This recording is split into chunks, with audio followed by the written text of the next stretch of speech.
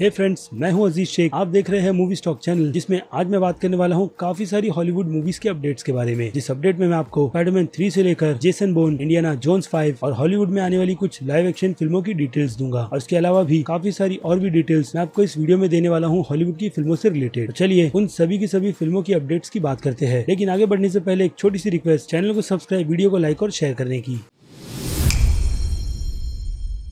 खैर, तो सबसे पहले अपडेट की बात करें तो ये अपडेट है सोनी पिक्चर्स एनिमेशन स्टूडियो से रिलेटेड, जिसकी कंफर्मेशन में एक अच्छी बात निकल कर आई है, जो कि है सोनी पिक्चर्स का PG-13 से R-rated की तरफ होना। जिसकी कंफर्मेशन खुद सोनी पिक्चर्स एनिमेशन की चीफ क्रिस्टीन बैरसलिन ने दी है कि अब वो अपने स्टूडियो को R-rated की कैटेगरी में भी डालना चाहते हैं। यानी कि पहले जो हमने सोनी पिक्चर्स की तरफ से एनिमेटेड फिल्में देखी है, वो सारी की सारी फिल्में ऑब्वियसली बच्चों के लिए ही बनाई जाती है, लेकिन इनमें से एक फिल्म सुसाइड पार्टी को तो कोई नहीं भूल सकता, जो कि एनिमेटेड R-rated फिल्म थी। यानी देखा जाए तो साल 2016 में ही सोनी एनिमेशन पिक्चर्स की तरफ से पहली R-rated एनिमेशन फिल्म बनाई गई थी। लेकिन अब इस चीज को पूरी तरीके से क्लियर करते हुए क्रिस्टीन चाहती है कि लोगों को भी ये बात पता रहे कि अब सोनी पिक्चर्स एनिमेशन स्टूडियो ऐसे बाकी दूसरे कंटेंट्स पर ध्यान देने वाला है। क्योंकि रिसेंटली अपडेट मैंने जो आपको दिया था स्टूडियो से रिलेटेड, वो थी TMNT यानी कि टीनेज म्यूटेंट निंजा टर्टल्स। और हो सकता है कि इस फिल्म में हमें इस बार देखने के लिए एनिमेटेड वर्जन में काफी सारे ब्रूटल एक्शन देखने मिले। क्योंकि R-rated का मतलब सिर्फ सेक्स सीन्स ही नहीं, बल्कि फिल्मों में दिखाई गई फाइट्स भी होती है, यानी कि काफी ज्यादा ब्रूटल फाइट्स। जैसी फाइट्स हमने एनिमे के R-rated वर्जन्स में देखी है। और अब सोनी पिक्चर्स कंपनी की बात ही हो रही है, तो आते हैं स्पाइडरमैन 3 फिल्म के प्रोडक्शन पर, जिसकी कंफर्मेशन कर दी गई है कि इस फिल्म के प्रोडक्शन को इसी साल सितंबर के मंथ से शुरू कर दिया जाएगा। यानी कि धीरे धीरे इस फिल्म से रिलेटेड काफी सारी डिटेल्स निकल कर आने वाली है, जिसके लिए फैंस अभी से काफी ज्यादा बेकरार है। क्योंकि अगर देखा जाए तो Spiderman far from home film की जब अनाउंसमेंट की गई थी प्रोडक्शन की, तो उस टाइम पर रूमर जेक गिलेनहॉल के इस फिल्म में होने के थे, वो भी मिस्टीरियो का कैरेक्टर प्ले करते हुए। और फाइनली लोगों को वो चीज देखने मिली। और इस बार भी फैंस यही जानना चाहते हैं कि स्पाइडरमैन 3 फिल्म का नया विलन कौन होगा, जिसमें ज्यादातर तो गैस पहले ही लगा लिया गया है रेवन द हंटर के कैरेक्टर का। तो देखते हैं अब स्पाइडरमैन फिल्म से रिलेटेड आगे और क्या क्या डिटेल्स निकल कर आती है। लेकिन हाँ, स्पाइडरमैन 3 फिल्म को छोड़कर इसके यूनिवर्स की बात करें तो सोनी पिक्चर्स की तरफ से एक और कंफर्मेशन कर दी गई है सिल्वर एंड ब्लैक फिल्म के प्रोजेक्ट की, जिसे फिलहाल तो होल्ड पर डाला गया था और अब फिर से रूमर इन फिल्मों के प्रोजेक्ट से निकल कर आ गए हैं। यानी डेफिनेटली सोनी पिक्चर्स अपने स्पाइडर वर्स को काफी ज्यादा अलग तरीके से आगे बढ़ाना चाहता है, जो कि मेरे हिसाब से तो ठीक ही है। क्योंकि फिलहाल तो सोनी पिक्चर्स को स्पाइडरमैन की यूनिवर्स से अच्छा खासा फायदा हो रहा है। जिसके अगर स्पाइडरमैन फिल्म को छोड़कर बात करें तो वेनम फिल्म को कौन भूल सकता है, जिसने बॉक्स ऑफिस पर सोनी पिक्चर्स के लिए काफी नहीं बल्कि बहुत ज्यादा अच्छी कमाई की थी। और इसी के चलते सोनी स्टूडियो अब अपने स्पाइडरमैन की यूनिवर्स को आगे और भी काफी ज्यादा बड़ा करना चाहता है, जिससे रिलेटेड आपको मेरे चैनल पर काफी सारी वीडियोस मिल जाएगी। खैर, तो अब बात करें अगले अपडेट की, तो ये अपडेट है कॉन्जरिंग के यूनिवर्स से रिलेटेड इसकी 3rd फिल्म से, जिस पर एक वीडियो ऑलरेडी पहले बनाकर मैंने आपको ये डिटेल दी थी कि फिल्म को रीशूट्स पे डालकर फिल्म को पूरी तरीके से ठीक किया जा रहा है। और अब स्टूडियो की तरफ से कहीं ना कहीं ये बात कंफर्म कर दी गई है कि कॉन्जरिंग के इस यूनिवर्स के 3rd पार्ट को अनफॉर्चुनेट इस साल नहीं बल्कि नेक्स्ट ईयर रिलीज किया जाएगा। जी हाँ, यानी कि जो रिलीज डेट 11 सितंबर की सेट की गई थी, वो अब इसके रीशूट्स के चलते मुझे लगता है टाइम पर हो नहीं पाएगी। इसलिए इस फिल्म को स्टूडियो सीधे साल 2021 में रिलीज करने का सोच रहा है। लेकिन अभी मैं ये बात क्लियर कर दूं कि स्टूडियो अभी इस बारे में सोच रहा है, अगर इस फिल्म का काम और सिचुएशन ठीक नहीं होती है तो। लेकिन फिर भी कॉन्जरिंग फैंस के लिए ये है तो बैड न्यूज ही। और अब इसके अलावा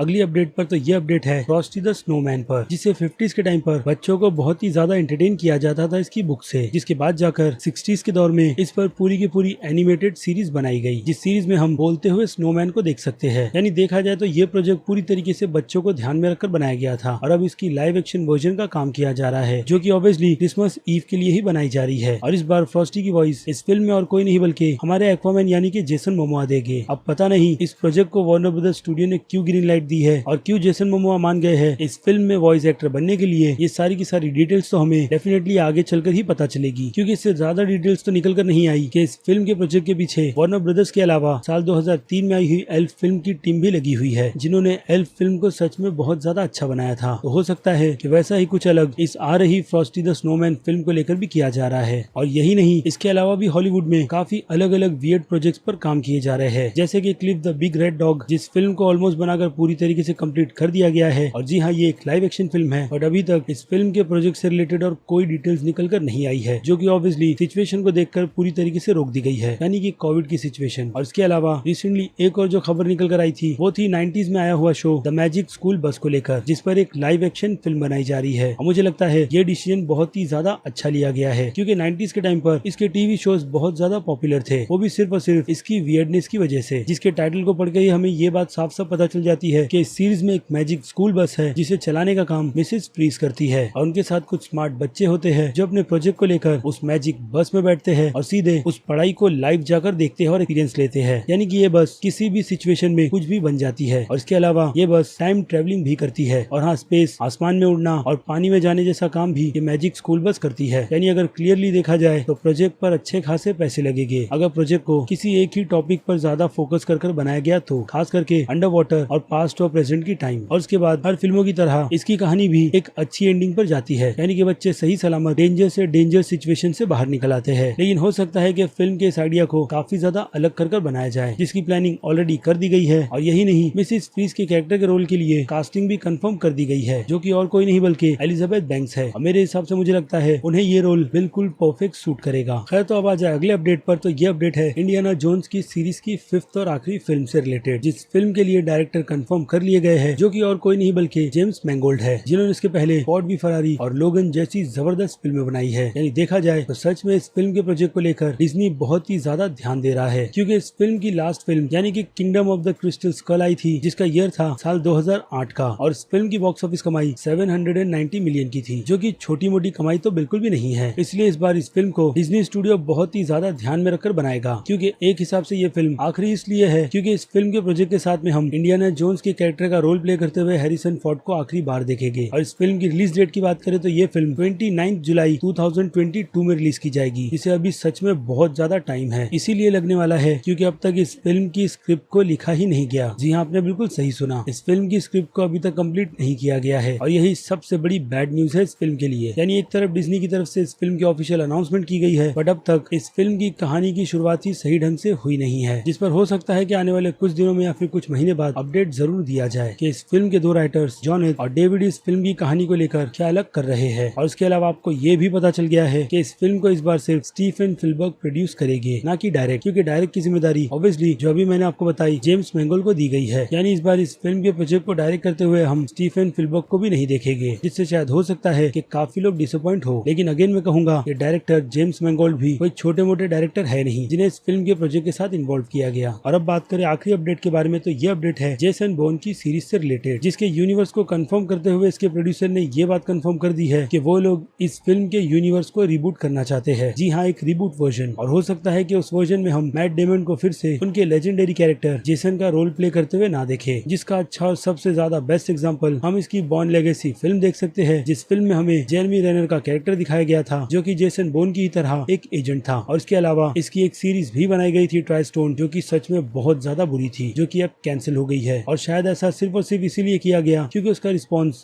सीरीज का रिस्पॉन्स अच्छा नहीं आया था। लेकिन बात करें इस पूरे के पूरे यूनिवर्स की, तो इसकी यूनिवर्स की शुरुआत साल 2002 में बहुत अच्छी तरीके से कर दी गई थी, और देखते ही देखते हमें इस सीरीज में साल 2007 तक टोटल 3 पार्ट्स देखने मिल गए थे, जिसमें से इस सीरीज का सबसे बेस्ट पार्ट आज भी मुझे 3rd पार्ट ही लगता है, जो हर एक एंगल से एक परफेक्ट स्पाई थ्रिलर फिल्म है। लेकिन देखा जाए तो साल 2012 में जब जेरेमी रेनर का वर्जन बनाया गया, वो चीज लोगों को कुछ खास ज्यादा पसंद नहीं आई, जिसके बाद जाकर साल 2016 में इस फिल्म के यूनिवर्स में जेसन बोर्न को फिर से वापस लाया गया। और अगेन फिल्म के बॉक्स ऑफिस नंबर अच्छे खासे ही थे, और शायद उन्हीं को ध्यान में रखकर स्टूडियो इस फिल्म के यूनिवर्स को रिबूट कर रहा है, जो डिटेल जिसके प्रोड्यूसर फ्रैंक मार्शल ने लोगों के सामने रखी है। और अब आपको ये बात साफ साफ पता चल गई है कि जेसन बोर्न के यूनिवर्स को लेकर हॉलीवुड में क्या चल रहा है। खैर, तो अब चलिए खत्म करते हैं सारी की सारी अपडेट वीडियो को यहीं पर। आप देख रहे थे मूवी स्टॉक चैनल, और मैं हूं अजीज शेख, जो जाते जाते आपसे बस यही जानना चाहता है कि आपकी क्या राय है इन सभी की सभी डिटेल्स को लेकर, उस बारे में मुझे कमेंट कर जरूर बताइएगा। और इसी के साथ साथ अगर आपको मेरी ये मेहनत जरा सी भी पसंद आई है तो मेरे इस वीडियो को लाइक करना तो बिल्कुल भी मत भूलिएगा, ताकि मुझे मोटिवेशन मिलती रहे ऐसे ही टाइप के कंटेंट को अपने चैनल पर कंटिन्यू रखने की। और हाँ, इसके अलावा अगर आप मेरे चैनल पर नए हैं तो मेरे चैनल को सब्सक्राइब करना तो बिल्कुल भी मत भूलिएगा। और हाँ, बगल में बने हुए इस बेल आइकन को क्लिक करने के बाद नोटिफिकेशन को ऑल पर क्लिक कर दीजिएगा। इससे होगा ये कि मैं अपने इस चैनल पर जब भी कोई नई वीडियो अपलोड करूंगा, आपको उसकी नोटिफिकेशन सबसे पहले मिलेगी। इसलिए लाइक के साथ साथ सब्सक्राइब करना तो बिल्कुल भी मत भूलिएगा। और अगर आपके कुछ क्वेश्चंस हैं फिल्मों से रिलेटेड, तो सीधे आ जाइए मेरे इंस्टाग्राम अकाउंट पर, जहाँ पर मेरी कोशिश यही रहती है कि मैं आपके सभी सवालों के जवाब टाइम पर दे पाऊँ। हालांकि आपको वहाँ पर जवाब थोड़े लेट मिलेंगे, लेकिन ये पक्का है कि मैं आपको आपके हर एक सवाल के जवाब देने की 100% कोशिश करूंगा। बट याद रहे, क्वेश्चन फिल्मों से ही रिलेटेड होना चाहिए। और हाँ, इसके अलावा एक और डिटेल कि यूट्यूब पर मेरे टोटल 3 चैनल्स हैं, जिनमें से एक है द मूवी स्टॉक शो, जिस पर आपको बॉलीवुड से रिलेटेड काफी सारी मूवीज के अपडेट मिलेंगे। दूसरा है मूवी स्टॉक मूवी एक्सप्लेन, जिस पर मैं काफी सारी मूवीज और सीरीज एक्सप्लेन करता हूँ। और तीसरा और आखिरी चैनल है मूवी स्टॉक, जिस पर आपको हॉलीवुड मूवीज की अपडेट्स मिलती है। तो मेरे इन तीनों ही चैनल्स को सब्सक्राइब करना तो बिल्कुल भी मत भूलिएगा। तो चलिए अब मिलते हैं आपसे सीधे अगली वीडियो में, और तब तक के लिए बाय।